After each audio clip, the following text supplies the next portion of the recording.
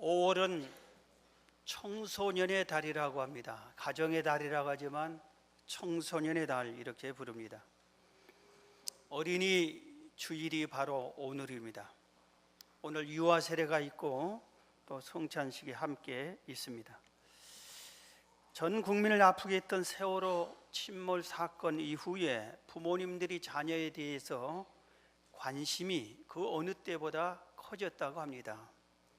전에는 공부만 해라 이랬던 부모님들이 이제 살아있어만 주어도 감사하다 이런 식으로 많이 변해가고 있다고 합니다.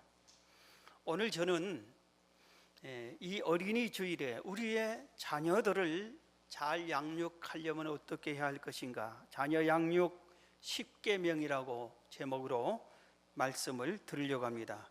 제1계명입니다. 자녀는 하나님이 주신 최고의 선물이다. 이것을 먼저 깨닫고 양육에 들어가야 되는 겁니다. 여러분, 우리의 자녀는 누구입니까? 자녀가 누구예요? 그리고 자녀는 누구의 것입니까? 이것을 우리가 잘 알아야 됩니다.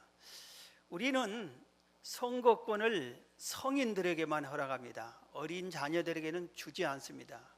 그리고 가정에 중요한 것을 의논할 때는 어른들만 모여가지고 의논을 합니다. 애들은 저리 가라 그렇게 합니다. 그런데 하나님은 그렇지 않습니다. 하나님은 어른이나 아이나 동일하게 보십니다. 동일한 인격체, 동일한 한 사람으로 보십니다. 그리고 이 자녀는 하나님이 우리에게 주신 기업이요 축복이요 하나님이 우리에게 주신 최고의 선물이라고 성경은 가르쳐주고 있습니다. 시편 127편 3절에 보면 보라, 자식들은 여호와의 기업이요. 자식은 하나님이 주신 기업이다, 하나님이 주신 축복이다 이겁니다. 태의 열매는 그의 상급이로다. 태의 열매는, 자녀는 하나님이 주신 최고의 선물, 상급이다 이렇게 소개합니다.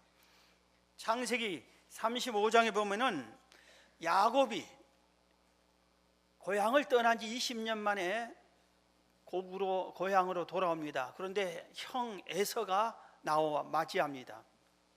이때 에서가 이 많은 여인들과 저 어린아이들은 누구냐 하고 묻습니다. 이때 야곱이 이렇게 대답합니다. 에서가 눈을 들어 여인들과 자식들을 보고 묻되 너와 함께한 이들은 누구냐? 야곱이 이르되 하나님이 주의 종에게 은혜로 주신 자식들이니이다.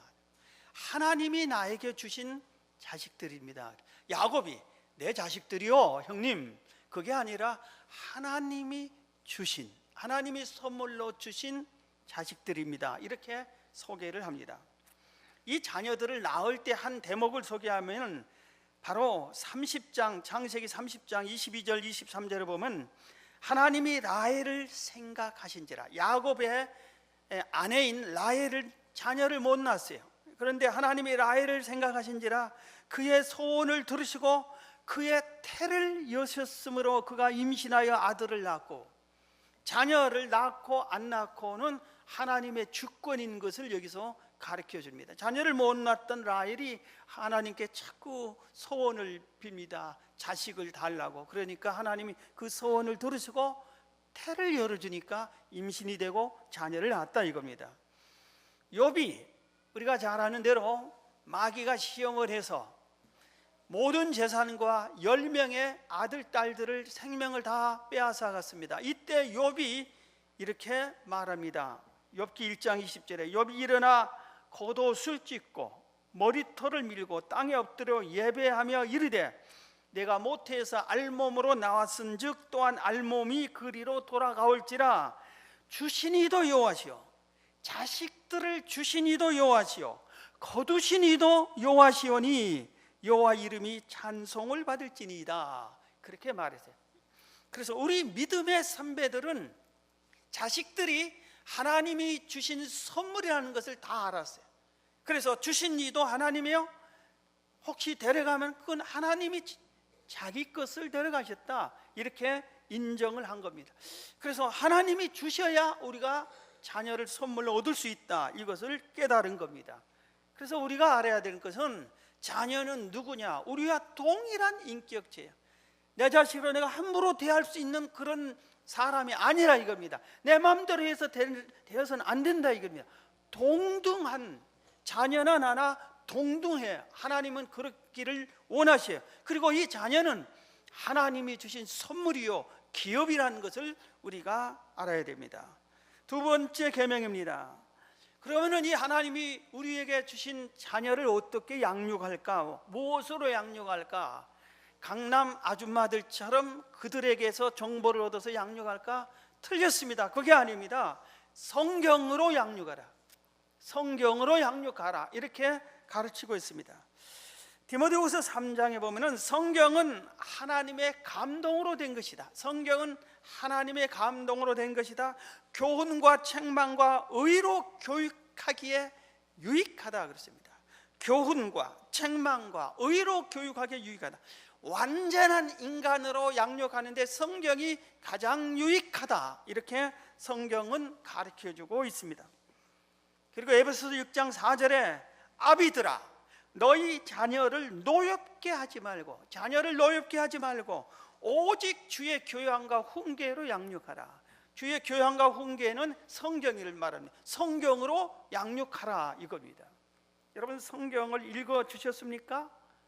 성경을 읽게 합니까? 성경을 쓰게 합니까? 성경을 실천하게 합니까? 자녀들에게 구구법 외우게 하려고, 한글 외우게 하려고, 영어 외우게 하려고 무척 힘을 쏘는데 성경을 읽게, 성경을 쓰게, 그렇게는 우리가 자녀들에게 힘을 쓰지 않는 거예요. 탈무드에서 이런 말이 있어요. 자녀를 가르칠 시간이 없는 것은 죄다. 부모가 바쁘다, 내가 너무 피곤하다, 그건 그러면서 자녀들에게 말도 안 해주고 뭘 가르치도 하는 것은 죄를 짓는 것이다. 지금 탈무드는 그렇게 지적을 하고 있어요. 죄 그만 지어야 됩니다. 자녀들과 함께 하는 시간이 있어야 되는 겁니다. 유대인을 유대인답게 만드는 근본이 되는 성경 구절이 있어요. 그래서 유대인은 태어나면은 그 성경 구절을 붙잡아야 돼. 단 한 명도 그 예외가 없습니다. 모든 유대인이 이 말씀대로 붙잡고 평생을 살아가는 그 말씀이 신명기 6장 4절에서 9절입니다. 이스라엘아 들으라, 유대인들아 들으라. 우리 하나님의 여호와는 오직 유일한 여호와시니 하나님의 오직 유일한 참신이다. 이 세상에 유일한 하나님이다. 하나님은 유일한 분이야.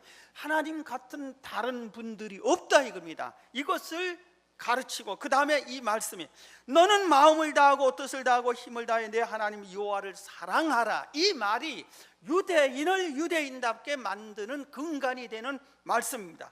그러면서 이 말씀을, 오늘 내가 내게 명령하는 이 말씀을 너는 마음에 새기고, 부모인 네가 먼저 마음에 새기고 너의 자녀에게 부지런히 가르치라. 부지런히 가르치라. 영어를, 학교 공부를, 유치원 공부를 부지런히 가르치는 것 앞서 이 하나님이 유일한 하나님이다, 하나님을 마음을 다하고 뜻을 다하고 힘을 다해 사랑해라, 이 말씀을, 하나님을 사랑해라, 이것을 부지런히 가르치라. 길을 갈 때든지 집에 앉았을 때든지 누워 있을 때든지 일어날 때든지 이 말씀을 가르쳐라. 너는 또 그것을 내 손목에 메고 기호를 삼고 내 미간에 붙여 표를 삼고 내 집 문설주와 바깥문에 기록하라 그랬습니다. 우리 자녀들의 책상 위에 뭔가 딱 적어져 있는 것들이 있어요. 꿈을 이루자, 내 목표 서울대학 5점만 더 올리자, 뭐 이런 것들을 적어 놓습니다. 여러분, 이렇게 적어 놓은 학생이 훨씬 잘합니다. 아무것도 안 적어 놓고 제멋대로 하는 학생보다 이렇게 딱 뭔가 늘 바라보는 것에 표를 적든지 결단하는 것을 적어 놓은 것이 훨씬 낫습니다. 그런데 유대인은 그런 걸 적지 않습니다. 뜻을 다하고 마음을 다하고 성품을 다해 하나님을 사랑하라, 이 말씀을 딱 적어 놓습니다. 문을 여는 곳에 딱 그 말씀을 또 적어 놓습니다. 우리는 반지, 목걸이, 귀걸이 이렇게 하는데 하나님께서는 네 미간에다 그 말씀을 붙여라, 머릿속에 집어넣어라 이거예요. 그래서 이 말씀을 잊지 말고 항상 함께해서 이 말씀대로 살라, 이런 식으로 하고 있습니다. 여러분, 성경대로 양육하십니까? 성경을 사랑하십니까? 두 번째 계명이 성경으로 양육하라 이겁니다. 세 번째입니다. 하나님이 내게 주신 이 선물인 이 자녀를 사랑하라 이겁니다. 부모는 자녀를 사랑해야 됩니다. 사랑에는 조건이 없는 것처럼 자녀를 사랑할 때도 조건이 없어요. 그 모양, 그 모습, 그 형태 그대로를 사랑만 해주면 되는 것입니다. 이번 그 참사 후에 뱃속에, 세월호 속에 수학여행 간 남학생 한 명이 배가 기울여져 가지고 이제 죽는다는 것을 직감할 때 자기 어머니에게 핸드폰으로 문자를 보냈습니다. 엄마, 더 앞으로 말할 수 없을 것 같아. 그래서 말한다고. 사랑해. 이거 마지막으로 엄마한테 보냈습니다. 그런데 그 엄마는 자기 아들이 그렇게 문자 보낸 것에 관심도 없어. 수학여행 간 것도 관심도 없어. 가면 가고 말면 마는 거예요. 그런데 갑자기 뉴스가 터지고 사고 났다고. 자기 아들이 담배가 물에 가라앉는다. 그때서 핸드폰으로 아들한테 전화해보려고 딱 보니까 아들이 이걸 보낸 거예요. 엄마 사랑한다고. 마지막 말 아들이 자기한테. 그래서 한 번도 평생에 아들에게 사랑한다는 말을 해보지 못한 이 엄마가 거기다 문자를 보낸 거예요. 받지도 못할 걸 뻔히 알면서도 아들아 사랑한다 이렇게 보냈다고 그래요. 이 세월호 참사를 보고 어떤 부모님이 이런 깨달음을 신문에 기록해 놨더라고요. 나는 그동안 내 자녀를 감시만 했다. 일어나라, 공부해라, 학교 가라, 학원 가라. 왜 이렇게 게으르냐? 왜 게임만 하느냐? 맨날 감시만 했어요. 왜 이래? 이리가 저리가. 한 번도 내가 자녀를 진실로 사랑해 본 적이 없다.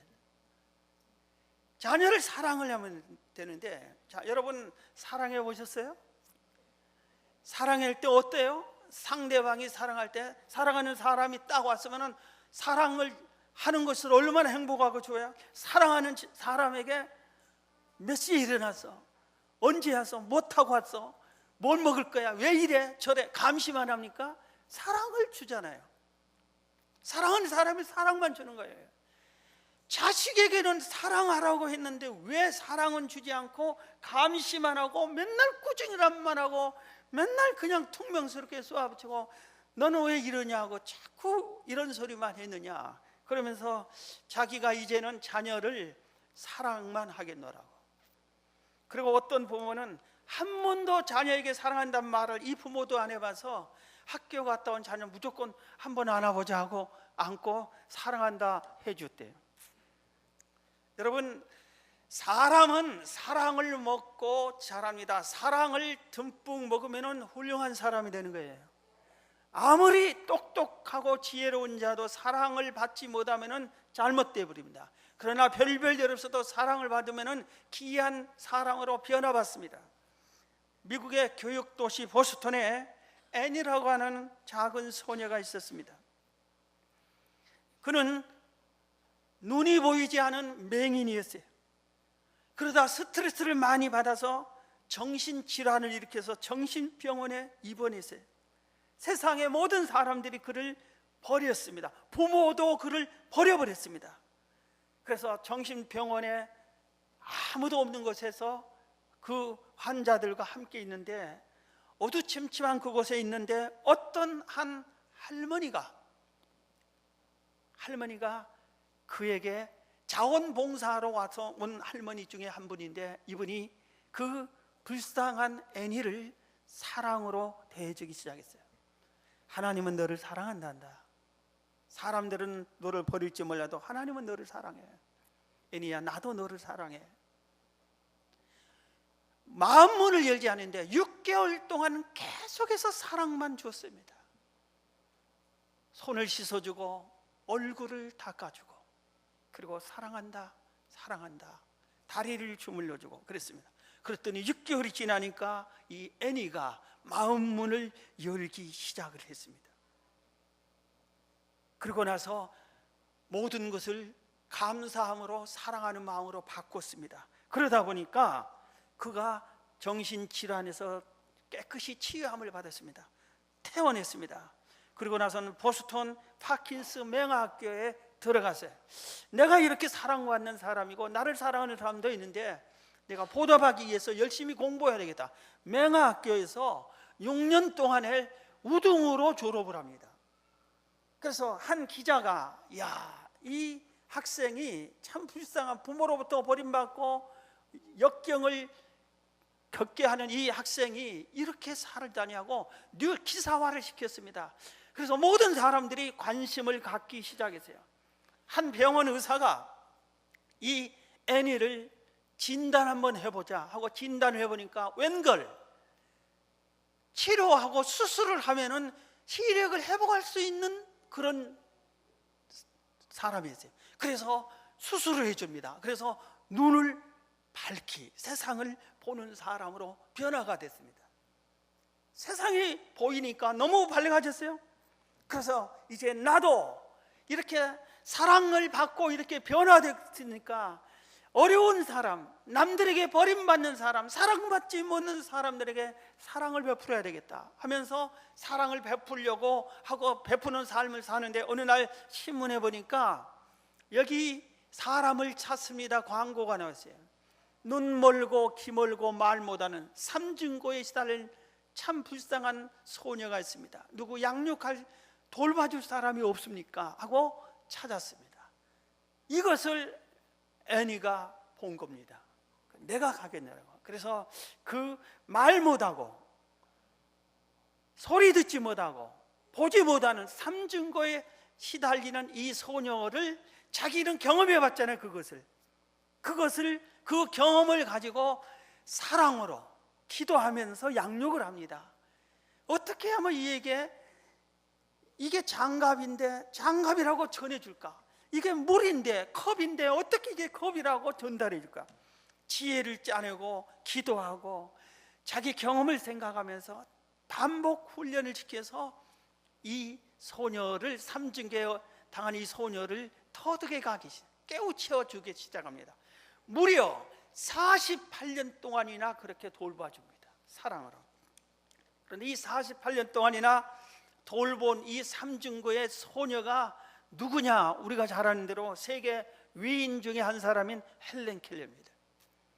영국의 빅토리아 여왕이 헬렌 켈러를 불러서 영국에서 최고의 훈장을 줍니다. 삼중고의 이것을 극복한 당신은 위대한 사람이라, 우리 영국 온 국민이 당신을 영웅으로 칭호한다고 그렇게 훈장을 줍니다. 그러면서 당신을 이렇게 만든 무엇이 당신을 이렇게 훌륭한 사람으로 삼중고를 이기게 했습니까? 하고 말합니다. 물어봅니다. 이때 대답을 해요. 오직 한 가지밖에 없어요. 그게 뭡니까? 했더니 나의 스승 애니 설리반 선생님 때문이라. 그분이 나를 사랑해주고 사랑으로 양육했기 때문에 오늘의 내가 있었나라고 그랬습니다. 여러분, 우리가 사랑을 가지고 세상을 보면 모든 것이 더 훨씬 아름답습니다. 자식을 사랑으로 볼 때 그 자녀에게서 희망을 볼 수가 있어요. 여러분, 자녀를 사랑으로 양육하기를 주의 이름으로 축원합니다. 네 번째 계명은 자녀를 축복하라 이겁니다. 이삭이 쌍둥이 아들을 낳았어요. 그런데 형 에서보다 동생 야곱을 축복해 줬어요. 그래서 야곱이 바로 이스라엘이란 이름을 갖는, 이스라엘 국가를 형성하는 12지파를 이룬 12아들을 낳는 위대한 이스라엘의 민족의 족장이 됩니다. 아버지의 축복 기도를 받으니까. 다윗이 수많은 자식이 있었어요. 다윗은 아내도 많고 자식도 수없이 많아요. 수십 명이에요. 그런데 그중 자녀 중에서 솔로몬에게 축복 안수 기도를 특별히 해줍니다. 솔로몬의 축복 기도를 받은 솔로몬이 다윗의 대를 위해서 훌륭한 왕이 됩니다. 자기 형들을 다 물리치고 똑똑한 동생들을 물리치고 자기가 왜? 아버지의 축복 기도를 받았기 때문에 그렇게 솔로몬이 되는 것입니다. 여러분, 축복해 주는 것은 귀한 일이에요. 별별 없는 사람을 귀한 사람으로 만드는 게 축복 기도입니다. 이 귀한 축복 기도의 권한을 부모에게, 자식에게 그렇게 하라고 그 권한을 주셨어요. 이 복된 권한을 상실한 부모들이 너무나 많아요. 자식을 축복하지 않아요. 나 같은 것이 나 같은 것이니까 내 자식은 훌륭한 사람 되게 축복 기도해 주세요. 하나님이 그렇게 명령하는데도 왜 안 씁니까? 여러분, 우리나라가 이렇게 세계 경제 선진국이 되세요. 정치는 후진국이지만 경제는 선진국이에요. 이거 보니까 사회 안전망은 후진국 중에도 후진국이에요. 그런데 경제를 선진국이에요. 우리나라가 경제 선진국이 된 이유가 몇 가지 있어요. 그 중에 대표적인 게 하나가 뭐예요? 88 올림픽을 끝난 이후부터 전 세계에 대한민국, 코리아, 서울을 알려졌어요. 그래서 제품을 코리아 88 올림픽 거라고, 그 나라 거라고, 그래서 물건을 팔기 시작을 한 거예요. 전에는 코리아가 어디 있냐고 그래요. 한국이 어디 있냐고 그러는 거예요. 그런데 이 88 올림픽에서 수백 나라의 수많은 선수들이 왔는데, 올림픽에서는 이 올림픽 끝나는 시간에 그 선수들 중에 최고 우수 선수 딱 한 명에게 최고 우수 선수 상을 줍니다. 그러면은 올림픽에 메달 하나만 따도 최고인데 그 많은 선수 중에 최고가 되는 것이 얼마나 영광이요. 우리 한국에서 열린 88 올림픽의 최고 우수 선수가 누군 줄 아세요? 저는 잘 압니다.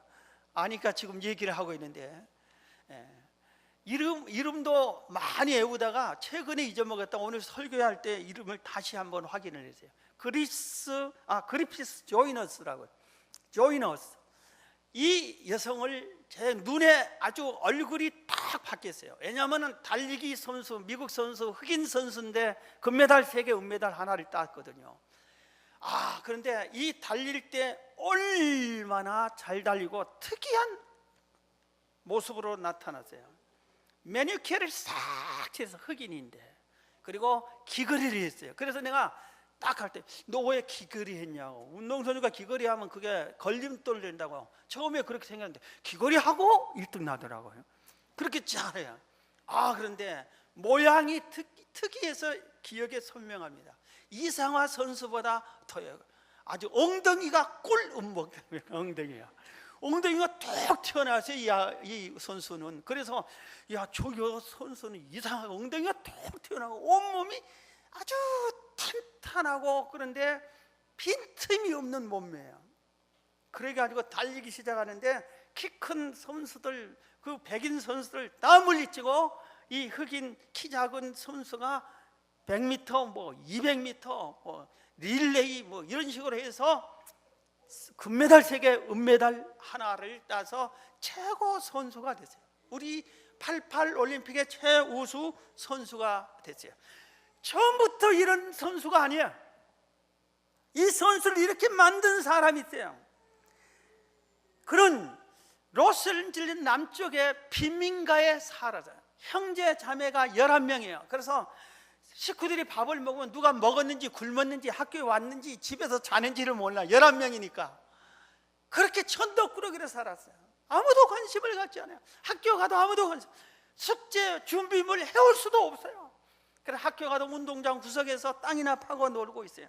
그런데 그 학교 출신 흑인 선수 수가 레이라고 하는 그 당시 미국에서 가장 인기 있는 권투 세계 챔피언 선수가 왔어요. 그래서 후배들에게 한마디 해주려고 옵니다. 그래서 다 모아놓고 얘기합니다. 꿈을 가져라. 나도 너희들과 똑같은 학교 출신이고 나도 똑같은 흑인이지만 이렇게 세계적인 훌륭한 선수가 됐지 않느냐. 너희들도 할 수 있다 얘기합니다. 이때 운동장 구석지에 바로 이 조이너는 그 구석에서 쳐다보지도 않고 듣지도 않습니다. 가서 말을 부려보니까 싫어요. 나는 선생님도 싫고 학교도 싫고 세상도 다 싫습니다. 그렇게 얘기합니다. 그래, 네가 제일 좋아하는 것이 뭐니? 뛰는 것은 좋아한다고. 그러니까 이 챔피언, 이 선수가 참 훌륭한 분이죠. 그러니까 챔피언까지 됐겠지. 나랑 같이 한번 뛰자. 그 바쁜 시간에 별놈 다 있네 하고 내가 와도 나를 무시하다니 가버릴 수 있는데 그 소녀를 데리고 운동장을 뜁니다. 몇 바퀴를 도는데 얼마나 잘 뛰는지 몰리 이 소녀가. 여러분, 권투 선수는 날마다 10km, 20km를 뜁니다. 날마다 뜁니다. 그래야 체력이 보강.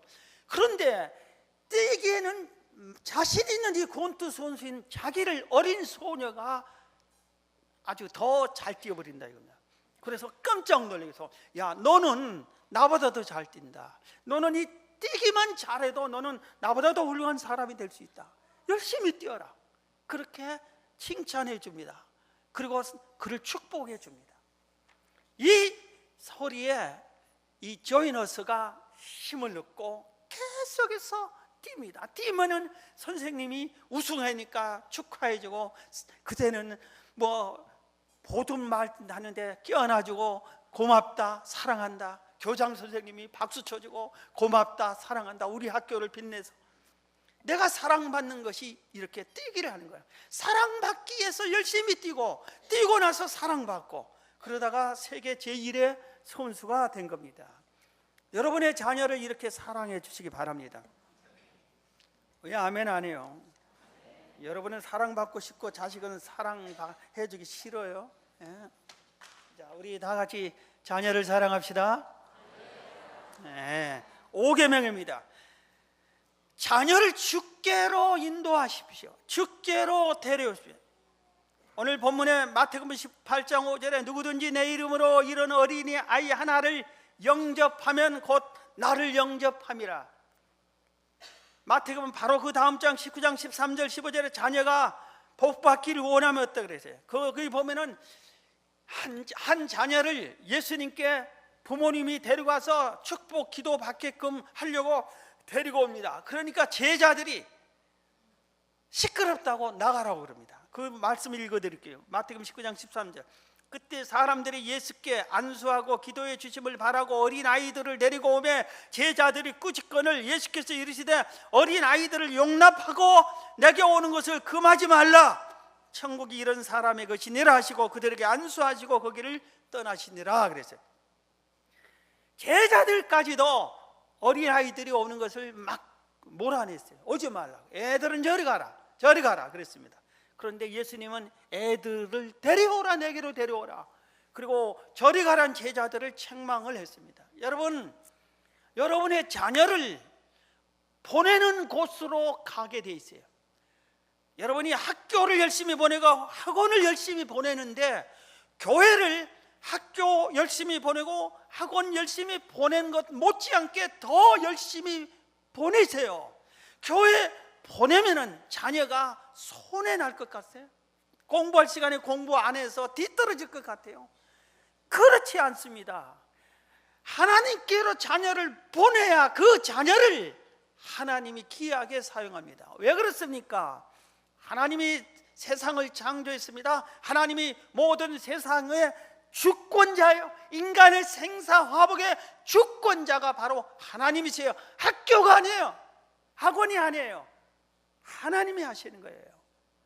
하나님이 세울 때 일으켜 세워지는 거예요. 학교라면 서울대 출신이 다 잘 돼야 되잖아요. 그렇지 않잖아요. 박사학위 받은 사람이 다 잘 돼야 되잖아요. 실패자 많잖아요. 그렇지 않습니다. 여러분, 한글을 모르는 사람은 다 망해야 되잖아요. 그렇지 않잖아요. 정주영 씨는 초등학교 졸업장도 안 갔지만 그 비서는 서울대 출신들이잖아요. 여러분, 자녀를 주께로 데리고 가야 됩니다. 그게 내 자녀가 복받는 길이에요. 미국의 한 청년이 교사의 이분도, 그런데 주일학교 교사도 합니다. 이분이 교회를 가면서 주일학생을 전도하려고 늘 하는데 잘 오지 않아요. 근데 놀이터에 주일날마다 지나가는 놀이터에 애들이 항상 거기 놀고 있어요. 아무리 데려가도 안 데려가. 그러다 기도하는 중에 지혜가 떠올랐어요. 야, 나를 따라 교회 가면 내가 10센트씩 줄게 하니까 4명이 덜컥 따라왔습니다. 데리고 왔습니다. 그리고 성경을 가르쳤습니다. 그 다음 주에도 또 오면 10센트 줄게. 또 데리고 왔습니다. 그리고 또 10센트 주고 성경을 가르쳤습니다. 계속해서 그들은 10센트씩 받고 싶어서 교회를 오다가 예수를 믿게 되고 성경을 배웠습니다. 한 번도 오지 않던 교회를 수시로 오게끔 되었습니다. 그러다 이들이 중학교, 고등학교 과정을 마치고 좋은 대학에 다 들어가서 도시를 다 떠나게 됐어요. 흩어졌습니다. 그런데 이 어린아이들을 교회로 인도했던 이 선생님이 정년이 됐어요. 학교 교장이 됐어요. 그리고 정년이 됐습니다. 그리고 60세가 됐어요. 그래서 정년과 60 회갑 잔치를 제자들이 베풀어 줍니다. 그래서 케이크도 놓고 축하해주고 그러는데 특별 편지를 공개하겠노라고 4통의 편지가 선생님께 왔습니다. 그게 무슨 편지냐고 한 통이 딱 읽어집니다. 한 통의 편지가 있는데 선생님 덕분에 제가 이런 훌륭한 사람이 됐습니다. 이 사람이 누구냐 하면은 바로 미국 연방은행 총재였습니다.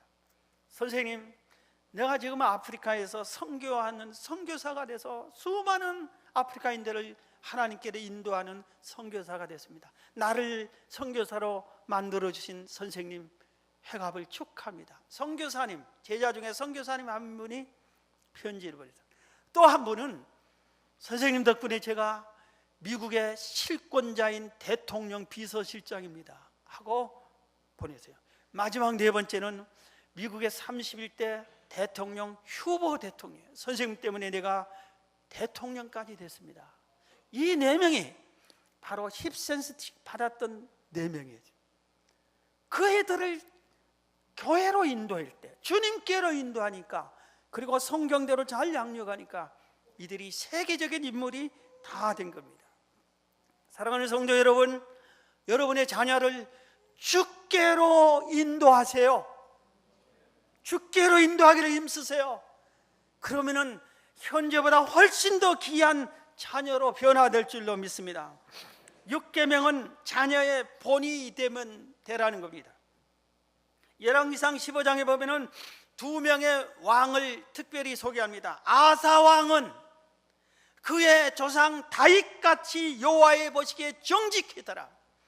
나답은 자기 아버지가 악한 그대로 악한 왕이 됐더라. 자식은 부모를 보고 배웁니다. 부모가 하는 그대로를 배워요. 인격 형성이 가장 잘 되는 것이 1살에서 3살, 그 다음에 7살, 이때가 제일로 소중하다고 그래요. 그런데 이때는 전부 부모 품에 있어요. 부모 품에 있어요. 제발 좀 맞벌이 좀, 한쪽은 애가 있을 때는 하지 좀 마세요. 투자를 자식에게 하세요. 그냥 아무 데나 맡겨버리면은 그 자녀가 사랑 없는 곳에서, 말씀 성경도 없는 곳에서 제멋대로 가르치고 영어나 가르친다고 하는 곳에서 애만 고생시켜요. 엄마 품에서 갈라야 돼요. 부모 좀 그렇게 있으면 좋겠어요. 오늘 이 자녀들의 어린 부모를 보고 배우는 거예요. 아니면은 옆에 있는 어렸을 때 형성될 때 다른 사람 보고 배워버리면 안 되잖아요. 그런데 부모가 바른 부모면 자식도 바른 자식이 돼. 자식이 거짓말 잘하면은 그거 백발백중 엄마 아니면 아빠가 거짓말쟁입니다. 그렇습니다. 자식이 게으르면은 부모 중에 한 사람이 지극히 게으른 사람이 있습니다. 보고 배우는 거예요. 보고 배우는 거예요. 말도 생각도 행동도 부모를 보고 배워요. 맨날 탄식하고 맨날 불평불만 해보세요. 그 자식이 부모에게도 불평불만합니다. 너는 이놈아 내가 키워줬는데 왜 불평불만해? 부모가 가르쳤어요. 불평불만으로. 감사 늘 해보세요. 자식이 부모에게도 감사해요. 여러분, 자식은 부모를 보고 배워요. 본이 되는 행동하시기를 주의 이름으로 축원합니다. 7계명 남과 비교하지 말고 각자가 은사가 있습니다. 8계명 별명을 지어줘요. 이름을 별명을 지어요. 아브라함은 아브라함이라고 이름을 바꿨어요. 사레를 사라라고 했어요. 아브라함의 이름은 열국의 아버지라. 사레는 열국의 어머니란 이름의 뜻이에요. 그래서 자식 하나도 못 낳던 노부부가 이름을 바꾼 후에 자식을 낳고 그 후손이 큰 민족을 이루었어요. 이름을 바꿔줘야 돼요. 천주교에서 제가 딱 한 가지 좋아하는 것이 있습니다. 천주교에서 제가 제일 싫어하는 것은 우상을 섬기는 겁니다. 성모 마리아에게 절하는 겁니다. 그거 성호를 거 기도하는 겁니다. 여러분 가족이나 여러분 친척이나 아는 사람 중에 천주교 다니는 사람은 제발 좀 성모 마리아를 우상으로 섬기지 말라고 해주세요. 예수만 믿으라고 그래요. 그래야 된다고. 그런데 천주교에서 정말 제가 우리 기독교, 개신교도 그랬으면 좋을 것 같아요. 좋은 것이 하나 있어요. 그게 뭐냐면은 영세를 줄 때, 세례를 줄 때 이름을 지어줍니다. 하나씩. 그래서 사도 바울이 얼마나 훌륭한 사람이에요. 그래서 김재육 나를 세례 주면 김바울, 김재육 그런 식으로. 바울, 김재육, 김바울이라고 하고 뭐 하여튼 그렇게 이름을 하나씩 다 붙여줍니다. 그러니까 내가 이름이 바울이면 바울 같은 사람이 돼야지. 그리고 바울아 하다니까 성경에 바울이 있다고 오 바울이 이렇게 됐네. 나도 이렇게 해야지. 이름을 지어줘요. 제 아들이 이름이 김영선이고 딸이 김성희예요. 그런데 이름을 다니엘 에스더라고 해서 성도들이 본명이 다니엘이고 에스더인 줄 알아요. 본명이 아니에요. 본명은 다 김영선, 김성희예요. 그런데 이름을 일치해서 천주교 그걸 본받아서 한 게 아니라 하다 보니까 나중에 지금 최근에 제가 깨달은 것이 그거고 다니엘처럼 되라고 그리고 에스더처럼 되라고 그렇게 자꾸 이름을 불러줬어요. 그러니까 애들이 에스더가 주일학교에서 에스더 얘기하면 귀를 번쩍 듣고 들어줍니다. 아, 에스더가 누군가 실컷 떠들다가 자기 이름이 나오면은 싹 드는 거예요. 여러분 이름 나와서 자 베드로, 바울, 요하나 이런 식으로 이름을 좀 바꿔줘. 마리아. 새벽에 예수님 무덤을 제일 먼저 찾아간 여인이 마리아예요. 마리아야면 아마 새벽기도 잘하고 제일 부지런한 여인이 될 거예요. 한나 기도의 어머니가 될 거예요. 별명을 자녀들에게 지어주는 것이 좋을 것 같다. 제9계명 깊은 기도로 양육하라. 제10계명 믿음의 유산을 남겨라 이겁니다. 자, 오늘 학습 세례가 있고 성찬이 있어 말씀을 마치겠습니다.